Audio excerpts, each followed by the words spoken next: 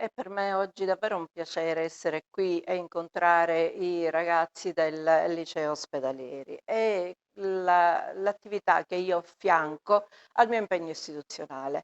Incontrare i giovani, andare nelle scuole, parlare con loro, ascoltarli è per me un arricchimento del mio percorso di impegno.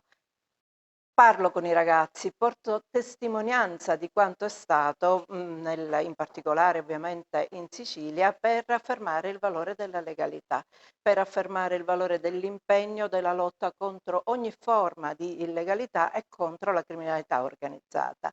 Perché io credo che sia davvero importante che i ragazzi abbiano consapevolezza dell'impegno che c'è stato prima, dell'importanza di proseguire su quella stessa strada. Noi siamo in una terra bellissima che però ha troppi morti nel percorso di impegno per la lotta contro la mafia ed è giusto che i ragazzi abbiano memoria e consapevolezza di questo. E allora questi incontri hanno un valore davvero importante perché rinnovano la memoria e memoria è conoscenza, consapevolezza, scelta di impegno e proiezione dello stesso impegno nel futuro.